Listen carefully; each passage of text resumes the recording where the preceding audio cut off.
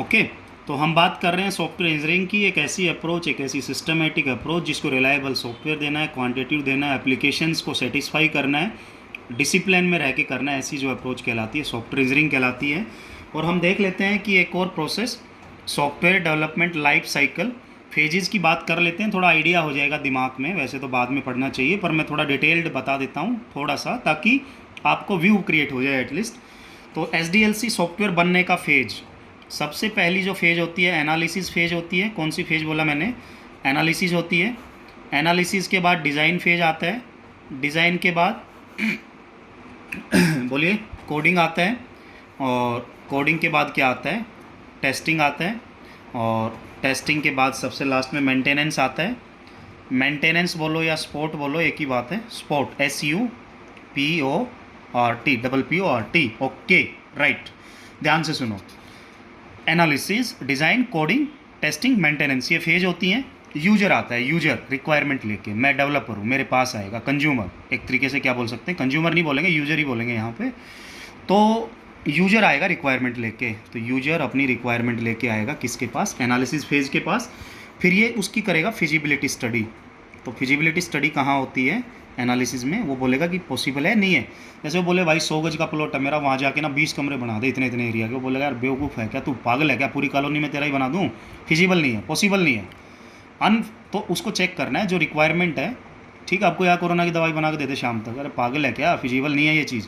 तो feasibility study किस में करना है? एनालिसिस में, ये चीज़। तो एनालिसिस होने के बाद अगर ये पाता है अपने आप को फिजिबल कि मैं बना सकता हूँ, तो ये बनाता है SRS, सॉफ्टवेयर रिक्वायरमेंट स्पेसिफिकेशंस। एक डॉक्यूमेंट होता है जिसमें दोनों बंदे साइन करते हैं, यूजर भी डेवलपर भी। तो साइन होने के बाद वो कॉन्ट्रैक्ट बन जाता है दोनों के बीच का, कितने पैसे कितना क्या। SRS डिटेल्ड पढ़ना है और ध्यान रख लेना। SRS किसका काम करता है? कॉन्ट्रैक्ट का। कौन सी फेज की बात है? एनालिसिस फेज की। हमेशा क्वेश्चन पूछा जाता है। अभी जो मैं डायग्राम बता रहा हूँ अक्सर 3 या 4 क्वेश्चन इसी से आ जाते हैं। ठीक है, ये बात आप ध्यान रखना। Feasibility, user requirement, SRS। उसके बाद अगर पेपर में क्वेश्चन आता है overall system architecture is defined. Overall system architecture is defined, define करना कि ऐसा बनाना है। कौन सी फेज में? डिज़ाइन फेज में। एल्गोरिथम कहाँ पे डिसाइड हो जाती है? डिज़ाइन फेज में, कि इस एल्गो से बनाना है। प्रोसीजरल डिस्क्रिप्शन भी बोलते हैं एल्गो को। क्या बोलते हैं? Procedural description. ठीक है, डिस्क्रिप्शन। अगर एक पेपर में क्वेश्चन आ गया क्रिएटिविटी कहाँ से दिखेगी, कौन सी फेज से, कि कितना अच्छा कितना क्रिएटिव, तो क्रिएटिविटी कौन सी फेज से दिखती है? हमेशा किसी भी सॉफ्टवेयर की डिज़ाइन फेज से, क्योंकि डिज़ाइन बिकता है मार्केट में, ये ध्यान रख लेना। क्या निकला? इसकी आउटपुट क्या है? SRS। इसकी आउटपुट है SDD, सॉफ्टवेयर डिटेल्ड डॉक्यूमेंट। पढ़ेंगे अभी ये सारी चीज़ें डिटेल में, यही तो पढ़ना है पूरी सॉफ्टवेयर इंजीनियरिंग में। कोडिंग, कोडिंग क्या करती है? तो कोडिंग में हम क्या करते हैं मेनली? कोडिंग में क्या करते हैं? C++, जावा या कोई भी कोडिंग यूज़ करके प्रोग्राम लिख देते हैं सॉफ्टवेयर का। ठीक है, तो इसकी आउटपुट निकलती है लॉजिकल कंपोनेंट, एक ऐसा कंपोनेंट जिसमें लॉजिक है अभी। ठीक है, उसको इम्प्लीमेंट करना चाहें तो कर सकते हैं। ठीक है, लैंग्वेज की फॉर्म में, अभी वो एल्गो की फॉर्म में नहीं रहा। तो लॉजिकल कंपोनेंट। उसके बाद आता है टेस्टिंग, उसको टेस्ट करना पड़ेगा कि एरर्स है या नहीं है। तो अगर पेपर में क्वेश्चन आए overall system architecture is derive होके हाथ में आ गया, तो टेस्टिंग फेज में, क्योंकि टेस्टिंग के बाद ही बोलेंगे ड्राइव हो गया, पहले नहीं बोल सकते ड्राइव हो गया, क्योंकि क्या पता एरर्स हो उसमें। तो सिस्टम आर्किटेक्चर इज डिराइव्ड है तो ये। और टेस्टिंग क्या होती है? Definition, to execute a program with the intention of finding errors. Doctor के पास जाओगे, बीमारी चेक करो, कोरोना चेक करो जी, तो आप चाहोगे पॉजिटिव आए? नहीं, कोई भी नहीं चाहेगा। तो टेस्टिंग की जाती है, तो क्या हमेशा यस में आंसर आएगा? नहीं, यस नो कुछ भी आ सकता है। तो testing is a process to executing a program. Program क्या है? इंजेक्शन लगाना, ब्लड लेना। ठीक है, तो टेस्टिंग इज ए प्रोग्राम। ठीक है, क्या करना? To execute a program with the intention of, intention मतलब कि इच्छा थी उस टाइप की कि ये हो सकता है, इसको बीमारी है, तो इंटेंशन ऑफ फाइंडिंग एरर्स। पर फाइंड करनी ऐसा कुछ भी नहीं है। तो ये डेफिनेशन इसकी याद रखना है, बार बार पूछते हैं। और टेस्टिंग की अगर मैं आउटपुट की बात करूं तो हम बोलते हैं एरर फ्री लॉजिकल कंपोनेंट इससे निकलता है। एरर अब नहीं रही। ठीक है, मेंटेनेंस का एक और नाम क्या है? स्पॉट है।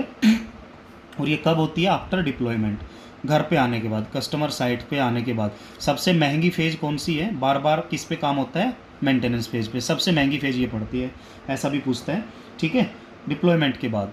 और रीटेस्ट, एक होता है टेस्ट, एक होता है रीटेस्ट। Test, retest. तो रीटेस्ट कौन सी फेज के दौरान किए जाते हैं? मेंटेनेंस, क्योंकि घर पे चला रहा है, 2 दिन में ख़राब हो गया, वारंटी में था, बुला के ठीक करा लिया, रीटेस्ट। रीटेस्ट को और क्या बोलते हैं? रिग्रेशन टेस्ट भी बोलते हैं। ठीक है। तो मैं रिपीट करूं तो अच्छा नहीं लगेगा, मैं चाहूँगा कि आप ये सारी चीज़ें पढ़ लें, क्योंकि यही मेन बातें हमें करनी है, और एक्नॉलेज भी करें एक बार इसके बारे में कि ये समझ आ गया क्या क्या बोल रहा है। डिटेल्ड पढ़ना है ना, अभी तो जस्ट इंट्रोडक्शन है इसका, ठीक है। डिटेल्ड तो अभी पढ़ना है ये, तो चिंता करने वाली कोई बात ही नहीं है, ठीक है। तो हम वापस लौटते हैं उसी टॉपिक की तरफ जिसका नाम क्या है, सॉफ्टवेयर इंजीनियरिंग। एक सिस्टमेटिक अप्रोच है क्या बोला मैंने, सिस्टमेटिक अप्रोच, सिस्टम में रह के काम करो, ठीक है। डिसिप्लिन्ड अप्रोच, डिसिप्लिन नहीं होगा तो with in time and with in budget कैसे दोगे। Quantifiable approach and quantifiable, quantity उतनी देनी भी है जितनी उसकी डिमांड थी, तो क्या बोल सकते हैं, systematic, disciplined and quantifiable approach. किस काम के लिए, for development, for development, development करना, ठीक है, फॉर डेवलपमेंट, पहले डेवलप किया फिर ऑपरेशन निकला उससे, एंड मेंटेनेंस ऑफ सॉफ्टवेयर। एक ऐसी अप्रोच जो सिस्टमेटिक, डिसिप्लिन्ड एंड क्वांटिफिएबल है, किस काम के लिए, development, operation and maintenance of software के लिए, क्या कहलाती है, सिस्टम इंजीनियरिंग या सॉफ्टवेयर इंजीनियरिंग। तो सॉफ्टवेयर इंजीनियरिंग की जनरली दो अप्रोच होती हैं to develop the quality software. अगर हमें डेवलप करना है, क्या डेवलप क्या करना है, सॉफ्टवेयर, क्वालिटी सॉफ्टवेयर डेवलप करना है, मतलब कि ऐसा सॉफ्टवेयर जो उसकी रिक्वायरमेंट्स को सेटिस्फाई भी करे और सभी को, क्वांटिटेटिव मतलब जितनी रिक्वायरमेंट बोली थी सारी सेटिस्फाई हो, क्वालिटेटिव मतलब सारी ठीक भी हो, ठीक है, ये चीज़। तो दो अप्रोच हम पढ़ते हैं, एक अप्रोच पढ़ते हैं लेयर्ड अप्रोच, सॉफ्टवेयर इंजीनियरिंग की लेयर की बात करेंगे, और दूसरी हम पढ़ते हैं जेनरिक अप्रोच। हमें मेनली यहाँ पे किस पे काम करना है, जेनरिक अप्रोच पे देखेंगे क्या, ठीक है। तो लेयर्ड अप्रोच है और जेनरिक अप्रोच है। तो पहले खुल के आ जाते हैं किसके लिए, लेयर्ड अप्रोच के लिए, इसके लिए, ठीक है। तो ध्यान से सुनो, ध्यान से सुनो, ध्यान से सुनो, क्या बोलता है ये। तो इसमें ये बोलता है, ठीक है, ऐसे ऐसे करके अगर मैं लिख दूँ, ऐसे इसमें कुछ लिख दूँ, और एक और लेयर इसके ऊपर बना देते हैं, एक और लेयर की अगर बात करते हैं तो इसके ऊपर ये बना देते हैं, लेयर्ड अप्रोच है, और ऐसे करके एक और लेयर की बात करें तो ऐसे बना देते हैं, ठीक है। टूल्स बोलते हैं, मेथड्स बोलते हैं, मेथड्स लेयर, प्रोसेस लेयर, ठीक है, और सबसे बाद में क्या होती है, क्वालिटी लेयर। छोटा साइज़, बड़ा साइज़, ये भी डिपेंड करता है, ठीक है। 4 लेयर की बात करनी है, टूल्स की, मेथड्स की, प्रोसेस लेयर की और क्वालिटी लेयर की। तो हम क्या बोलते हैं, सबसे पहले किसकी बात करते हैं, एक एक की, जनरली एक एक की बात करेंगे। सबसे पहले हम बात करते हैं क्वालिटी लेयर की। तो क्वालिटी लेयर क्या बोलती है, क्वालिटी कैसी होगी सॉफ्टवेयर की, तो क्वालिटी के लिए ही तो बना रहे हैं सब कुछ। तो क्या बोलता है कि क्वालिटी, अगर IEEE स्टैंडर्ड की बात करें तो क्वालिटी क्या बोलता है, क्वालिटी तो सब कुछ है जो सॉफ्टवेयर की परफॉर्मेंस बताती है, क्वालिटी गुड तो परफॉर्मेंस गुड, ठीक है।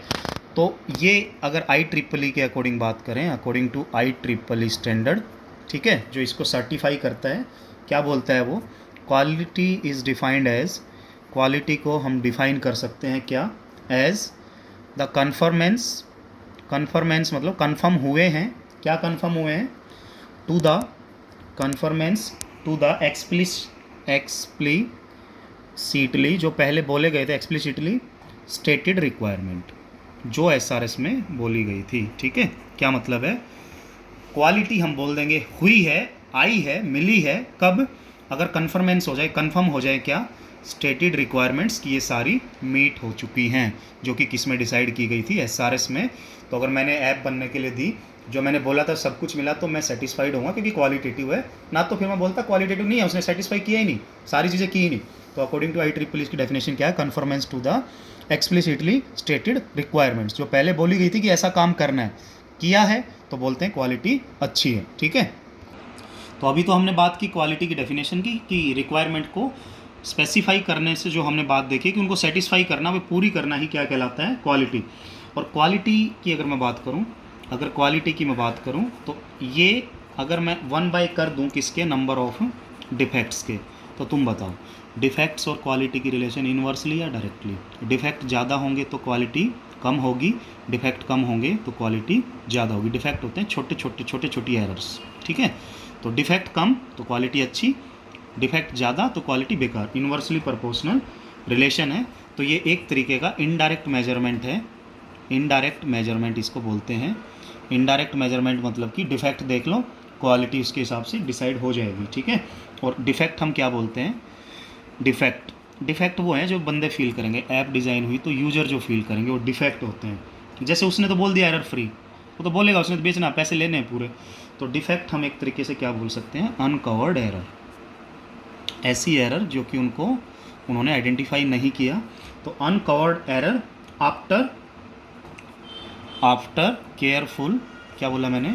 After careful evaluation of project, जो भी प्रोजेक्ट था, जो प्रोजेक्ट हम दोनों के बीच में डिसाइड हुआ था। तो अनकवर्ड एरर मतलब जो प्रोजेक्ट में टेस्टिंग उन्होंने की उसके बाद भी जो छूट जाते हैं वो डिफेक्ट कहलाते हैं, बाद में जो कस्टमर की साइट पे आता है, ठीक है। तो उसके बाद हम क्या करते हैं कि क्वालिटी को अगर मेजर करना है कि क्वालिटी कैसी है, तो बहुत सारे एट्रीब्यूट्स हैं जो कि हमें बताते हैं क्वालिटी लेवल्स की क्वालिटी कैसी है। तो क्वालिटी एट्रीब्यूट्स जो हैं, क्वालिटी एट्रीब्यूट्स की बात करनी है। क्वालिटी एट्रीब्यूट्स, तो ये एट्रीब्यूट्स ऐसी जनरल टर्म्स हैं, ऐसी जैसे हम बोलते हैं ऑनेस्ट है वो, तो ऑनेस्ट कैसे है वो? जब वो चोरी नहीं करेगा, डेली का काम डेली करेगा, तभी तो है, तो एक एट्रीब्यूट है उसका। तो क्वालिटी एट्रीब्यूट्स की अगर हम बात करें तो ये नॉन फंक्शनल रिक्वायरमेंट होती हैं जो कि हमें पता लगती हैं बाद में, ठीक है। हम उसके हिसाब से क्वालिटी डिसाइड करते हैं, नॉन फंक्शनल रिक्वायरमेंट्स, ठीक है। नॉन फंक्शनल मतलब ये फंक्शन नहीं होगा, उसमें दिखेगा नहीं कि परफॉर्मेंस अच्छी है, ये मतलब वो सब हमें ना निकाल लेना है, उसके फंक्शंस पे डिपेंड है एक तरीके से।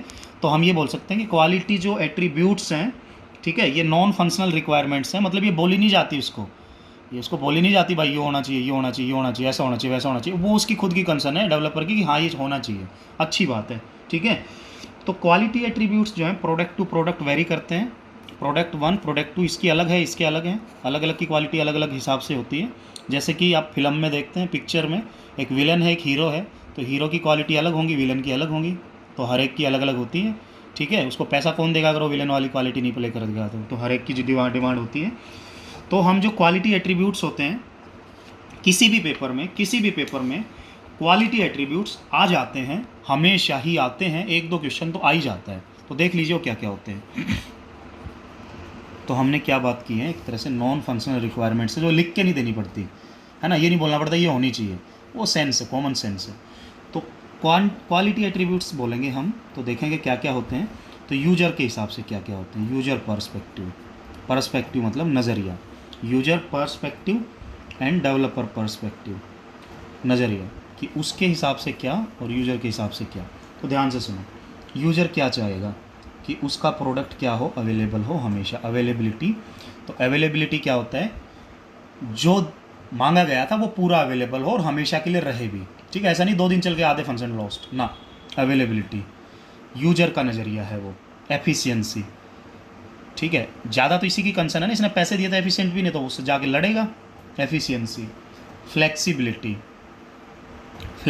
होनी चाहिए, कुछ एडिशन या कुछ, मतलब एक तरीके से हम ये बोलते हैं फ्लेक्सिबल, यहाँ बैठ वहाँ बैठ, चेयर पे बैठ के कर, नीचे बैठ के कर, कैसे भी कर, वो हम देखते हैं कि यूजर की कन्वीनियंस के अकॉर्डिंग होना चाहिए। ये टर्म आप समझते हैं सारी, ठीक है। फ्लेक्सिबिलिटी, एक होता है इंटीग्रिटी, और इंटीग्रिटी की मैं बात करूँ तो अखंडता इसको हिंदी में बोलते हैं।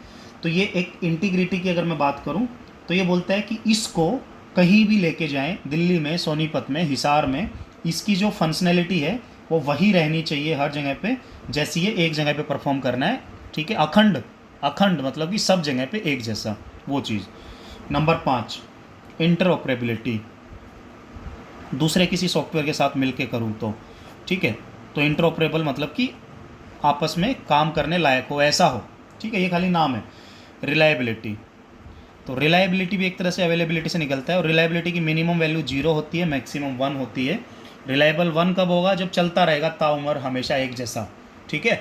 कई बार क्या होता है कि रिलायबिलिटी जैसे कम होती जाती है, जैसे रिमोट शुरू में सही चलता था, बाद में ख़राब होगा, कभी हाथ पे मार रहे हो, कभी कुछ कर रहे हो, कभी टीवी से ही जाके चैनल चेंज कर रहे हो, पुराने टाइम के हैं तो रिलायबिलिटी की मीन वैल्यू, मैक्स वैल्यू, अच्छा कब होगा सिस्टम, जो वो मैक्स वैल्यू पे होगा, और नया नया मैक्स पे ही होता है, ठीक है। रिलायबिलिटी।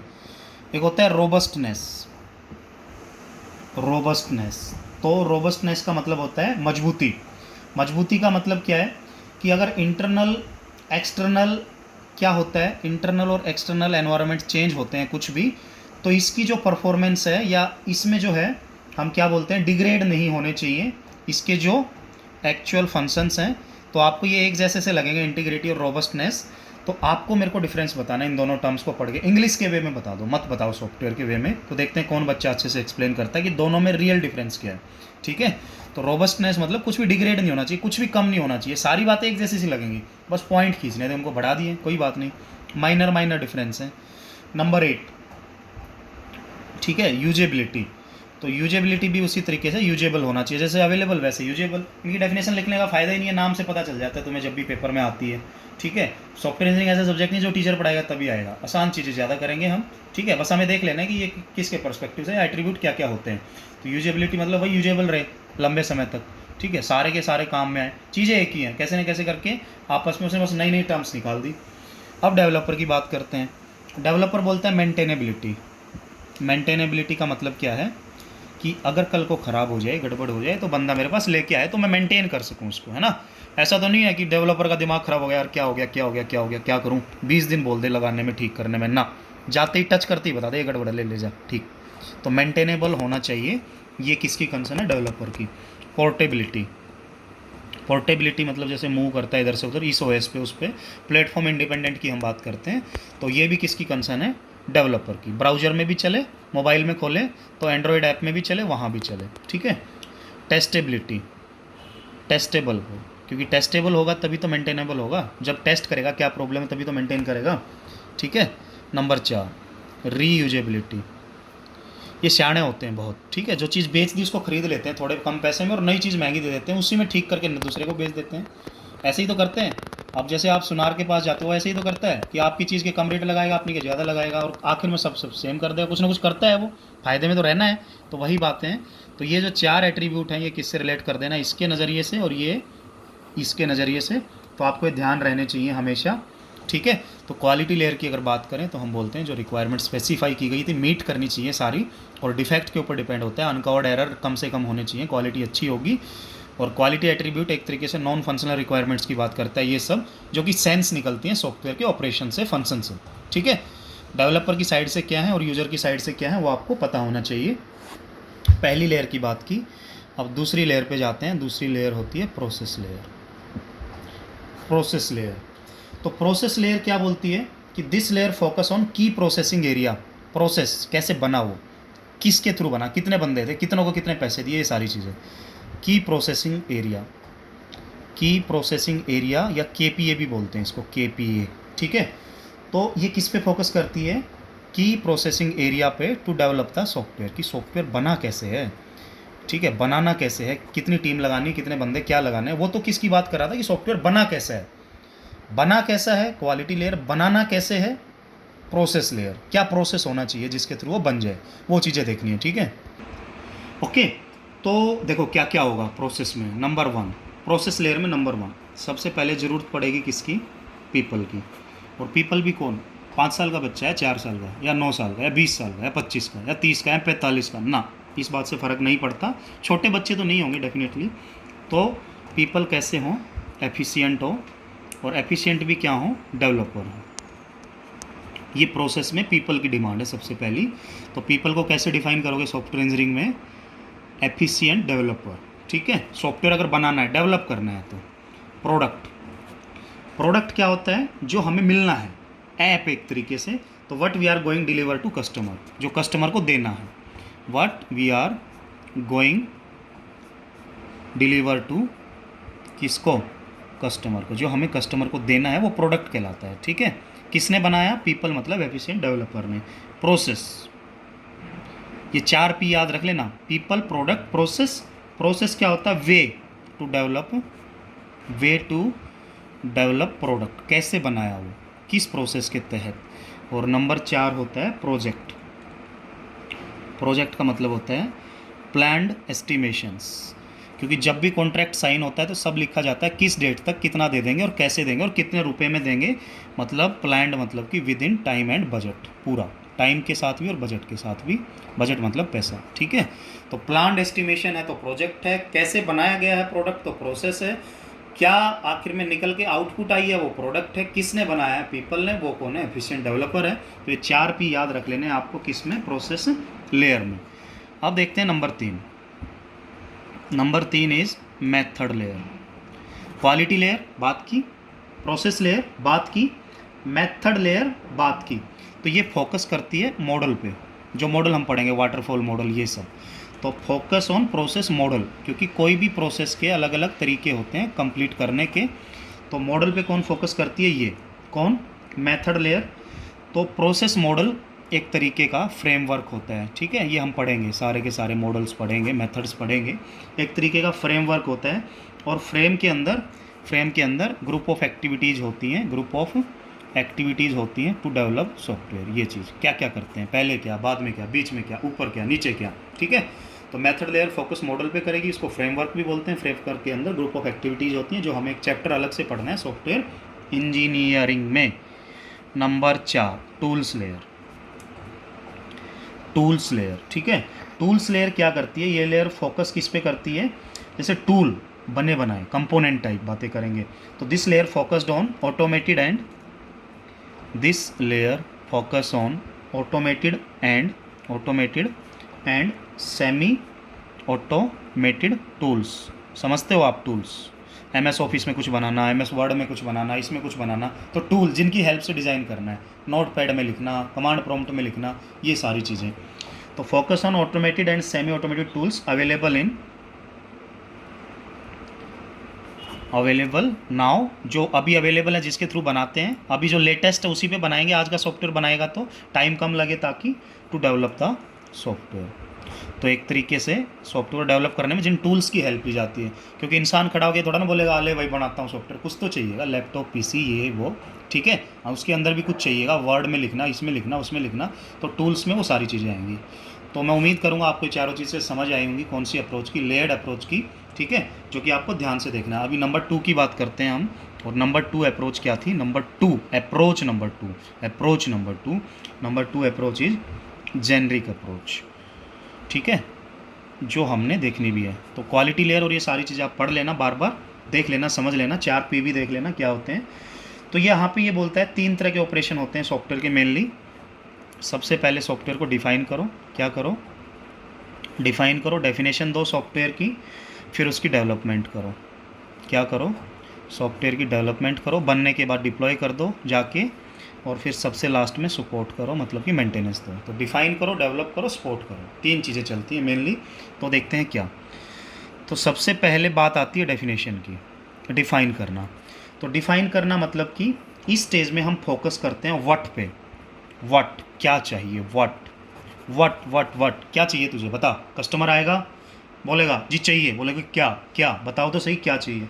तो फोकस ऑन व्हाट, इसका मतलब है कि क्या इन्फॉर्मेशन प्रोसेस करनी है, फंक्शनैलिटी और परफॉर्मेंस यहाँ पे हमें क्या है कि पूरी उसकी दिमाग में डिज़ाइन कर लेनी है, क्या बिहेवियर उसको चाहिए, क्या कंस्ट्रेंट सेटिस्फाइड करने हैं, ठीक है, क्या वैलिडेशन क्राइटेरिया यूज करना है। ये सारी अगर मैं चीज़ें बोल दूँ तो ये किस में आएंगी, डेफिनेशन में। मतलब हम डेफिनेशन में एक तरीके से किसकी बात करते हैं, व्हाट क्या चाहिए आपको, कैसा बिहेवियर चाहिए आपको, क्या कंस्ट्रेंट आपके हमें सेटिस्फाई करने हैं, क्या वैलिडेशन होनी है उसकी, ठीक है, परफॉर्मेंस कैसी चाहिए आपको, क्या फंक्शन चाहिए आपको, सारी बातें हम डिसाइड कर लेते हैं, ठीक है। और डेफिनेशन स्टेज में रिक्वायरमेंट एनालिसिस की बात करें तो डेफिनेशन ऊपर की कुछ फेज होती है, एनालिसिस फेज, डिज़ाइन फेज देखेंगे। जैसे हमने पढ़ा ना अभी, analysis, design, coding, testing, maintenance. तो डेफिनेशन ऊपर की फेज़ की एक तो एनालिसिस की बात करता है, और एक देखेंगे डिज़ाइन की मैं भी बात करता हूँ। तो डेफिनेशन स्टेज रिक्वायरमेंट में हम बोलते हैं एनालिसिस एक्टिविटी परफॉर्म्ड की जाती हैं। और एनालिसिस बोले तो पहली फेज जो हमने SDLC में पढ़ी। और एनालिसिस की वो एक पहली एक्टिविटी क्या है, वैलिडेशन है। एक तो क्या है, वैलिडेशन है, और एक क्या है, वेरिफिकेशन है। तो वैलिडेशन क्या है, वेरिफिकेशन क्या है, बहुत बार पूछते हैं ये टर्म्स। तो ये बातें हमें करनी है, समझ लेनी है। व्हाट में ये बातें आती हैं, डेफिनेशन में ये बातें आती हैं, एनालिसिस फेज की ये बातें होती हैं, ठीक है। तो देखेंगे क्या नेक्स्ट वीडियो में।